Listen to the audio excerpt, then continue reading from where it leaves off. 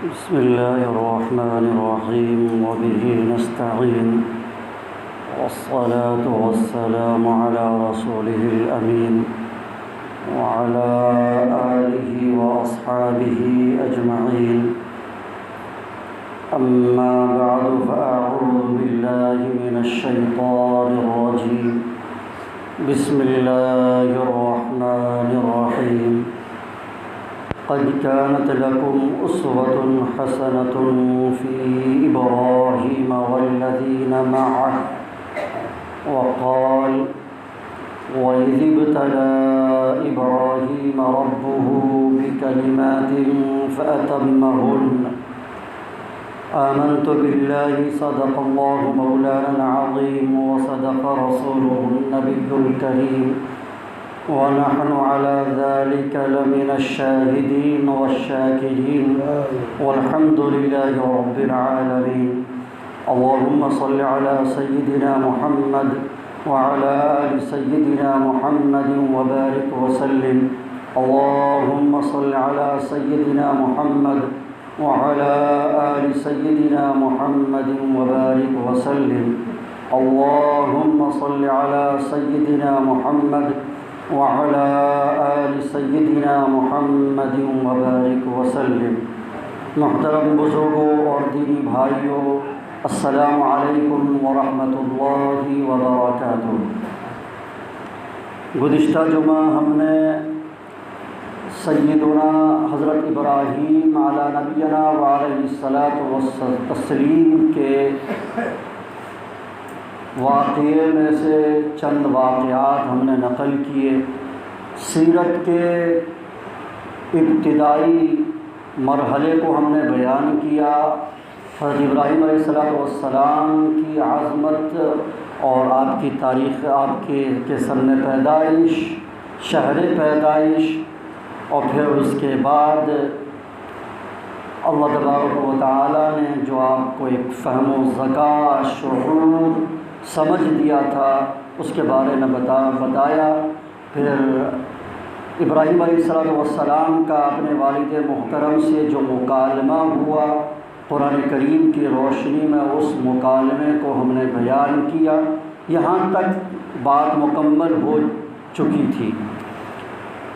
یہاں ایک بات یہ ہے کہ حضرت ابراہیم علی نبینا علیہ الصلاۃ والتسلیم کو اللہ تعالیٰ نے اتنا اونچا مقام کیوں دیا؟ تو قرآن کریم نے اس کا جواب دیا ہے کہ حضرت ابراہیم علی نبینا علیہ الصلاۃ والتسلیم کو اللہ تعالیٰ نے کئی امتحانات سے گزارا ہے، اور ابراہیم علیہ السلام والتسلیم جب ان امتحانات سے کامیاب ہو کر گزر گئے تو اللہ نے وہ مقام دیا۔ خطبے میں ہم نے جو دوسری آیت کا ایک ٹکڑا پڑھا ہے وہ اسی طرف اشارہ کر رہا ہے، لیکن اس سے پہلے یہ بتا دوں کہ ہم نے جناب محمد رسول اللہ صلی اللہ علیہ وسلم کی سیرت کو بیان کیا، مسلسل بیان کرتے رہے۔ قرآن کریم کے اندر دو ذات ہیں جن کے اسوہ کو اختیار کرنے کا حکم دیا اللہ تبارک و تعالیٰ نے، جن کی اسوہ حسنہ کو اسوہ حسنہ کہا ہے قرآن کریم نے۔ ایک جناب محمد رسول اللہ صلی اللہ علیہ وسلم کہ سورہ احزاب پارہ نمبر 21 ہے، آخر میں اللہ تبارک و تعالیٰ فرماتا ہے لَقَدْ كَانَ لَكُمْ فِي رَسُولِ اللَّهِ أُسْوَةٌ حَسَنَةٌ، کہ رسول اللہ یعنی جناب محمد رسول اللہ صلی اللہ علیہ وسلم کی ذات میں اے مومنوں تمہارے لیے اسوہ حسنہ ہے۔ تو ایک اسوہ حسنہ آپ صلی اللہ علیہ وسلم کا ہے۔ دوسری ذات جو ہے وہ حضرت ابراہیم علیہ السلام کی ہے، جن کے اسوے کو اپنانے کو اللہ نے کہا ہے۔ یہ 28واں پارہ ہے، سورہ ممتحنہ ہے، جس میں اللہ تبارک و تعالیٰ نے ارشاد فرمایا قد كانت لكم أسوة حسنة في إبراهيم والذين معه، کہ ابراہیم علیہ السلام کی ذات میں اے مومنو تمہارے لیے اسوہ حسنہ ہے۔ اب اندازہ لگائیں کہ اللہ تعالی خود فرما رہا ہے کہ جناب نبی کریم علیہ الصلاۃ والتسلیم اور حضرت ابراہیم علیہ نبینا علیہ الصلاۃ والتسلیم کے اسوہ حسنہ کو اپناؤ۔ تو کتنی بڑی ذات ہوگی حضرت ابراہیم علیہ الصلاۃ والتسلیم کی۔ اسی لیے حضرت ابراہیم کے ہر پہلو میں بھی ایک نہ ایک سبق ہے جو پنہا ہے، جو سبق آموز ہے۔ ہر واقعہ ہر پہلو سے ایک سبق لیا جا سکتا ہے۔ حضرت ابراہیم علیہ الصلاۃ والتسلیم نے اپنے باپ سے کہا، سلام اعراض کیا اور کہا کہ میں جا رہا ہوں آپ کے بتوں سے اور آپ کے تمام من گھڑت چیزوں سے، رسم و رواج سے جدا ہو رہا ہوں، آپ سے بھی جدا ہو رہا ہوں۔ لیکن فرمایا سأستغفر لک ربی انہ کان بی حفیا، میں جا تو رہا ہوں لیکن اے میرے ابو میں آپ کے لیے اپنے پروردگار سے استغفار کروں گا، گناہ بخشواؤں گا، میرا رب مجھ پر مہربان ہے۔ حضرت ابراہیم علیہ الصلاۃ والتسلیم وہاں سے نکلے، لیکن معاملہ یہیں تک ختم نہیں ہوتا ہے، ابھی تو مکالمہ حضرت ابراہیم کا اپنے والد محترم سے ہے۔ پوری قوم سے ایک مکالمہ ہوتا ہے، پوری قوم سے بحث و مباحثہ ہوتی ہے۔ وہ کیا ہے؟ قرآن کریم میں سورہ انبیاء میں اللہ نے نقل کیا ہے، اسی طرح سورہ صافات میں 23ویں پارے میں، سورہ انبیاء 17 پارے میں، اس میں اللہ تعالیٰ نے فرمایا وَلَقَدْ آتَيْنَا إِبْرَاهِيمَ رُشْدَهُ مِن قَبْلُ وَكُنَّا بِهِ عَالِمِينَ، اور ہم نے حضرت ابراہیم علیہ السلام کو رشد و ہدایت عطا فرمائی اور ہم اس سے پہلے بھی انہیں جانتے تھے۔ اذ قال لأبيه وقومه ما هذه التماثيل التي أنتم لها عاكفون، وہ وقت قابل ذکر ہے، یاد کرنے کے قابل ہے جبکہ حضرت ابراہیم علیہ السلام نے اپنے والد محترم سے اور اپنی قوم سے کہا یہ مجسمے کیا ہیں، یہ بت کیا ہیں جن کی تم پوجا کرتے ہو، جن کے ارد گرد رہتے ہو، جن پر جمے بیٹھے ہو۔ قوم نے جواب دیا قالوا وجدنا آباءنا لها عابدین، ہم نے اپنے آبا و اجداد کو، اپنے باپ دادا کو انہی بتوں کی عبادت کرتے ہوئے، پوجا کرتے ہوئے پایا ہے۔ ہم آبائی تقلید مقلد ہیں، اپنے آبا و اجداد کے مقلد ہیں، وہ جس راستے پر چل رہے تھے ہم اسی راستے پر چل رہے۔ انسان کے لیے اپنے آبائی روایات سے بغاوت کرنا بہت مشکل ہوتا ہے۔ اپنے گاؤں سماج میں ہی دیکھ لے، شادی بیاہ کے موقع سے، دیگر رسم و رواج کے موقع سے بات آ جاتی ہے ناک کی، بات آ جاتی ہے باپ دادے کی، فوراً لوگ کیا کہہ رہے ہیں، بھوسات نہیں تھی، نہیں کرنا چاہیے تھا، فلاں فلاں بہت ساری باتیں آتی ہیں۔ ایک روایت چل رہی ہے آبا و اجداد کی طرف سے، ایک رسم چل رہی ہے، ایک رواج چل رہا ہے، اس کی بغاوت کی جرأت بہت کم انسانوں میں ہوتی ہے، بہت کم انسانوں میں۔ بڑے بڑے 30 بار خاں اپنے گھر کی عورتوں کے سامنے بے بس ہو جاتے ہیں۔ یہ سننے میں بڑا ہلکا لگ رہا ہے نا کہ حضرت ابراہیم نے ایسا کہہ دیا، لیکن جب ہمارے ساتھ جب وہ معاملہ آتا ہے نا، چھوٹے چھوٹے معاملہ، تب سمجھ میں آتا ہے کہ یار اتنی سی بات ہم نہیں منوا پا رہے ہیں۔ تو حضرت ابراہیم علیہ السلام نے ٹکر لیا، لوہا لیا ہے، اپنے باپ سے بھی، اپنی قوم سے بھی، اور بادشاہ وقت سے بھی۔ آپ کا کوئی یار مددگار نہیں، کوئی معاون نہیں، کوئی دستگیر نہیں۔ حضرت ابراہیم علیہ السلام کو لوگوں نے بتایا کہ یہ جو آپ کر رہے ہیں نا، تبلیغ کر رہے ہیں، یہ صحیح نہیں کر رہے آپ، تبلیغ کا یہ کام صحیح نہیں ہے، ہمارے معبودوں کو، ہمارے بتوں کو برا بھلا مت کہو۔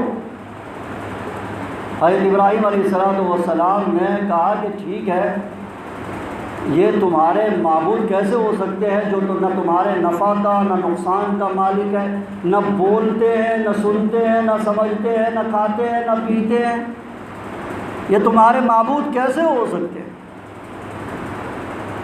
حضرت ابراہیم نے وعدہ کر لیا تھا ان لوگوں سے، تَاللَّهِ لَأَكِيدَنَّ أَصْنَامَكُمْ بَعْدَ أَن تُوَلُّوا مُدْبِرِينَ، پورا مکالمہ ہے وہاں۔ قال بل ربكم رب السماوات والارض الذي فطرهن وعلى ذلك من الشاهدين، وہ واقعہ آپ سن رکھے ہیں، ہم اشارہ کرتے ہوئے چلا رہے ہیں۔ اب ایک موقع آیا، حضرت ابراہیم نے جو قسم کھایا تھا، اللہ کی قسم ہے تمہارے بتوں کے ساتھ میں ایک چال چلوں گا، تم لوگ جب چلے جاؤ گے تو۔ قریبی میں ایک وقت آیا، مذہبی میلہ لگا، تو لوگ مذہبی میلے میں شہر سے باہر جاتے تھے، اس میلے میں جا کر خوب شراب و کباب میں رنگلیلیاں مناتے تھے، مست ہو جاتے تھے۔ قوم کا ہر فرد اس مذہبی میلے میں شرکت کو اپنا دینی فریضہ سمجھتا تھا۔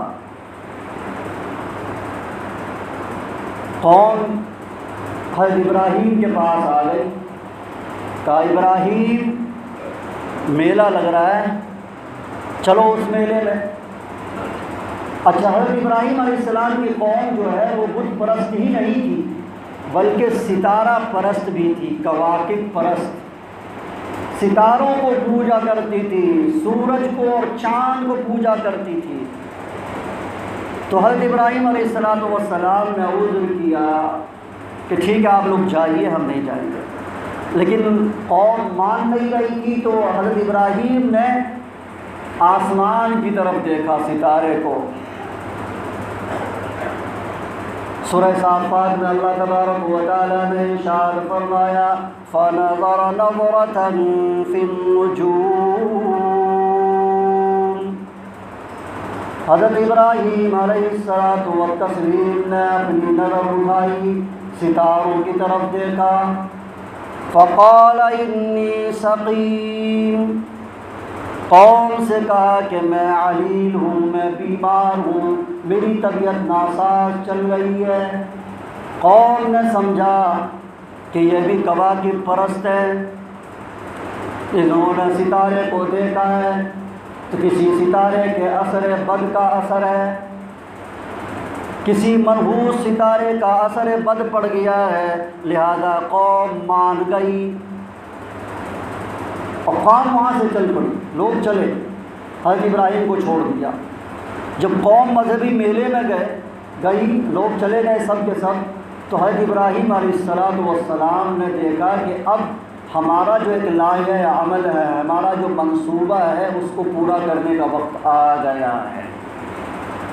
چنانچہ حضرت ابراہیم علیہ السلام ان لوگوں کے مندر میں گئے، بتوں کے درمیان گھس گئے، فراغ إلى آلهتهم فقال لا تأكلون، چپکے سے ان کے معبودوں میں گھس گئے اور جا کر دیکھا کہ وہاں حلوے ہیں، پراٹھے ہیں، مختلف میوے ہیں، کھانے کی ورائٹیز ہیں، قسم قسم کی چیزیں انواع و اقسام پڑی ہوئی ہیں۔ فقال الا تاکلون، معبودوں سے کہا، ان بتوں سے کہا تم کھاتے کیوں نہیں؟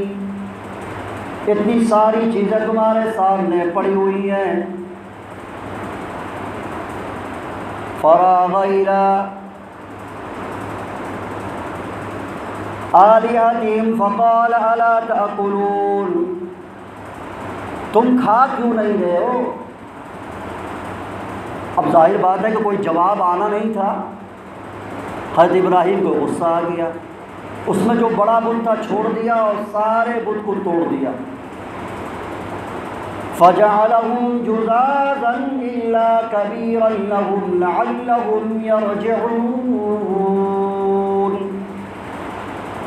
حضرت ابراہیم علیہ نبینا علیہ الصلوۃ والتسلیم نے تمام بتوں کے ریزے ریزے ٹکڑے ٹکڑے کر دیے، بڑا بت کو چھوڑ دیا اور کلہاڑا اس کے کاندھے پر رکھ دیا، چل نکلے۔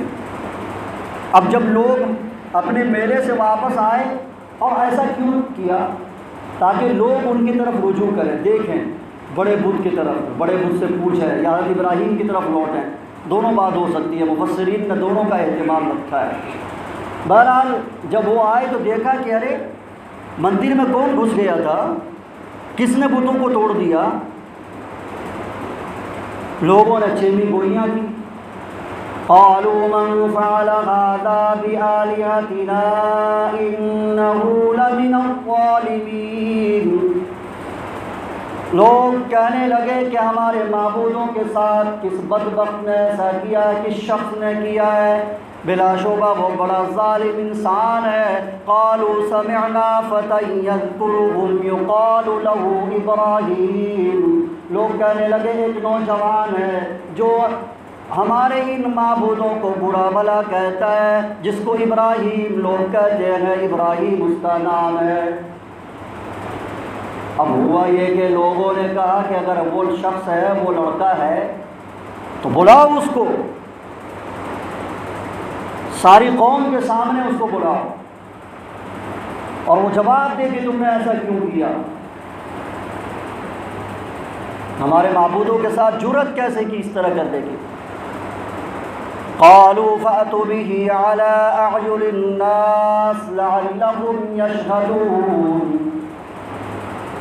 حضرت ابراہیم علیہ الصلوۃ والتسلیم کو لایا گیا، دیکھا حضرت ابراہیم علیہ نبینا علیہ الصلوۃ والتسلیم نے دیکھا کہ پوری قوم ہے، اچھا موقع تھا دعوت و تبلیغ کا۔ کہا کہ بھائی فَاسْأَلُوهُمْ إِنْ كَانُوا يَنْطِقُونَ۔ قوم نے کہا کہ ابراہیم تو نے ہمارے معبودوں کے ساتھ ایسا کیا ہے، تو کہا پوچھ لو یہ تمہارا بڑا جو ہے بیٹھا ہوا، اس نے دیکھا ہوگا نا کس نے توڑا، اس مندر میں کسی کوئی آیا ہوگا تو اس بڑے نے دیکھا ہوگا، جو توڑا ہوگا یہ دیکھا ہوگا، اور کلہاڑا بھی اسی کے اوپر ہے، پوچھو کس نے توڑا۔ فرجعوا إلى أنفسهم فقالوا إنكم أنتم الظالمون۔ وہ لوگ خود اپنے گریبان میں جھانکنے لگے کہ ارے یار یہ تو بات صحیح ہے، یہ تو صحیح کہہ رہے ہیں، یہ تو بڑا بت جو یہ بتائے گا کیا، ہم ہی ظالم ہیں۔ یعنی لوگوں نے کہا کہ تم ہی ظالم ہو، اپنے آپ کو ظالم تو تم ہی ہو، نقصان کرنے والے اپنی جان کو تم ہی ہو۔ ثم نكسوا على رؤوسهم لقد علمت ما هؤلاء ينطقون۔ قوم نے جواب دیا ہے ابراہیم کو شرمندہ ہو کر، ثم نكسوا على رؤوسهم، سر کو جھکا لیا، سر کو جھکا کر کے ابراہیم تمہیں تو علم ہے کہ یہ جھوٹ بولتے نہیں ہیں۔ حضرت ابراہیم علیہ السلام نے کہا اوف تف ہے، افسوس ہے تم پر، ایسے بتوں کی اور ایسی چیزوں کی عبادت کرتے ہو جو نہ بول سکتی ہے، نہ سن سکتی ہے، نہ کچھ بتا سکتی ہے۔ اف لکم ولما تعبدون۔ اب کیا ہوا، یہ واقعہ کس تک پہنچ گیا؟ بادشاہ وقت تک پہنچ گیا۔ بادشاہ وقت نے بلا لیا، کہا ابراہیم کو بلاؤ، پولیس بھیج دی۔ حضرت ابراہیم علیہ السلام پولیس کی تحویل میں آ رہے ہیں، نمرود کے پاس لایا گیا۔ نمرود نے دیکھا اگر اسی طرح یہ دعوت و تبلیغ کرتا رہ گیا تو لوگ تو جو مسلمان ہوں گے ہی، ہماری سلطنت کو زوال آئے گا، ہماری سلطنت خطرے میں پڑ جائے گی، ہماری کرسی چھن جائے گی۔ حضرت ابراہیم علیہ السلام بیڑی میں قید ہیں، بیڑیاں ہیں ہاتھ پاؤں میں، پولیس کی تحویل میں ہیں۔ نمرود پوچھتا ہے، بحث و مباحثہ وہاں بھی ہے۔ أَلَمْ تَرَ إِلَى الَّذِي حَاجَّ إِبْرَاهِيمَ فِي رَبِّهِ أَنْ آتَاهُ اللَّهُ الْمُلْكَ۔ یہ پورے میں اللہ نے بیان کیا ہے کہ اس بادشاہ سے بات ہوئی ہے، حجت ہوئی ہے، خیر بول تفصیل ہے، اس میں یہی کہا بھائی تیرا رب کون ہے؟ حضرت ابراہیم سے کہا بھائی رب کون ہے؟ کہا رہا میرا رب تو وہ ہے جو موت اور حیات کا مالک ہے، مردوں کو زندہ کرتا ہے، زندوں کو مردہ کرتا ہے۔ کہا اچھا یہ تیرا رب ہے؟ تو یہ تو میں بھی کرتا ہوں۔ چنانچہ جیل سے 2 آدمی کو لایا، ایک وہ شخص تھا جس کو کل ہو کے پھانسی ہونے والی تھی، ایک وہ شخص تھا جو آزاد ہونے والا تھا، رہا ہونے والا تھا۔ کہا تمہارا کیا فیصلہ ہوا؟ کل پھانسی ہو جائے گی۔ کہا رہے اس کو تم جاؤ آزاد ہو، تم کو ہم نے زندگی بخش دی، جاؤ۔ کہا تم تو رہا ہونے والا ہے، اس کو پھانسی پہ لٹکا دو۔ کہا دیکھو یہ تو میرے ہاتھ میں بھی ہے، موت و حیات کا مالک میں بھی ہوں، جس کو چاہوں زندگی دے دوں، جس کو چاہوں مار دوں۔ حضرت ابراہیم علیہ الصلوۃ والتسلیم اگر چاہتے تو پھر ایک سوال کر سکتے تھے، لیکن دیکھا کہ یہ نافہم ہے، کج فہم ہے، ناسمجھ ہے، عقل سے پیدل ہے۔ عقل سے کیا ہے؟ پیدل ہے۔ اگر کوئی بات کہیں گے تو پھر یہ سمجھے گا کہ نہیں سمجھے گا۔ دوسرا سوال کر دیا، کہا کہ میرا رب تو وہ ہے جو سورج کو مشرق سے نکالتا ہے اور مغرب میں دباتا ہے، اگر تم رب ہو تو مغرب سے نکال کر دکھا دو۔ فَبُهِتَ الَّذِي كَفَرَ، وہ کافر مبہوت ہو گیا، کوئی جواب نہیں بن پڑا۔ تو حضرت ابراہیم علیہ الصلوۃ والتسلیم اب کیا ہوا دیکھیے، جب انسان دلیل کا جواب دلیل سے نہیں دیتا ہے نا تو ذاتیات پر اتر آتا ہے، ذاتیات پر اتر آتا ہے۔ یہ آج کا معاملہ نہیں ہے، یہ برسوں سے چلا آ رہا ہے، شروع سے ہی چلا آ رہا ہے۔ اگر آپ کا کوئی آدمی، کوئی فریق مخالف کوئی بات کر رہا ہے اور اس کی دلیل کا کاٹ نہیں ہے، اس کا جواب اگر نہیں ہے تو انسان فوراً اس کی ذاتیات پر اتر آتا ہے۔ ارے وہ ایسا ہے، جذباتی ہے، غصہ والا ہے، کچھ بھی بول دیتا ہے، یہ فلاں ڈھلاں، اس کا جواب نہیں ہے اس کے پاس، تو ذاتیات پر اتر آئے گا۔ ایسا ہے کہ اس کو ایسا کر دینا چاہیے، سب لوگ ملو اور اس کو ایسا کر دو۔ وہی ہوا حضرت ابراہیم کے ساتھ، جب جواب نہیں بن پڑا نا ان لوگوں سے، قالوا حرقوه وانصروا آلهتكم إن كنتم فاعلين، اگر تم اپنے معبودوں کی مدد کرنا چاہتے ہو تو ابراہیم کو لاؤ، پکڑ کر اس کو آگ میں ڈال دو، ذات پر حملہ کرو۔ چنانچہ نمرود نے اشارہ کیا، حکم دیا، ہزاروں فٹ بلندی کا اسکوائر فٹ پر مشتمل، ہزاروں اسکوائر فٹ پر مشتمل ایک مکان بنایا اور لکڑیاں جمع کروائی۔ لوگوں نے منتیں مانی کہ میرا لڑکا ہو جائے گا تو ابراہیم کے جلنے کے لیے لکڑی دوں گی۔ عورتوں نے، مردوں نے، سب نے لکڑی جمع کی ہے۔ 3-4 مہینے تک وہ آگ جلتی رہی، خوب دھنکایا، اور وہ آگ اتنی جلی کہ کہتے ہیں روایتوں میں آتا ہے کہ پرندہ اگر اس کے اوپر سے گزرتا تو اس آگ کی تپش کی وجہ سے وہ پرندہ اس آگ میں گر جاتا، اس کے اندر شعلے اتنے تیز تھے۔ اب جب باری آئی کہ حضرت ابراہیم کو اس آگ میں ڈالنا ہے تو کیسے ڈالے بھائی، اس کے نزدیک بھی جا نہیں سکتے۔ تو شیطان نے دماغ دیا لوگوں کو کہ منجنیق بناؤ۔ منجنیق کیا ہوتا ہے؟ رسی اور بانس کے وہ بناؤ، جھولا ٹائپ کا۔ پہلے جنگوں میں یہی استعمال ہوتا تھا، بڑے بڑے پتھر رکھ کر دشمنوں کی طرف پھینکا جاتا تھا۔ تو منجنیق بناؤ، جھولا کی طرح جھولا جھولا جھولا کر کے ایک ہی مرتبہ پھینک دو۔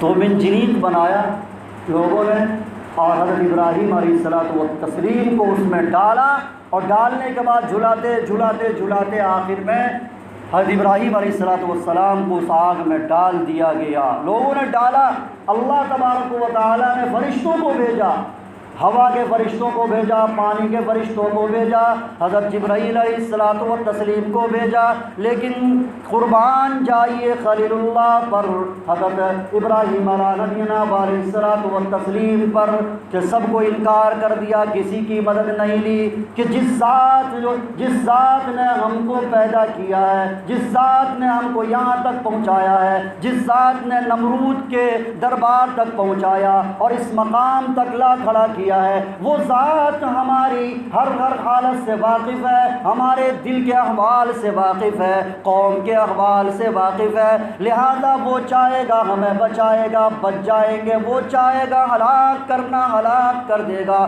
ہم اس کی رضا پر راضی ہیں، اس کی منشا پر ہم راضی ہیں اور ہم خوش ہیں۔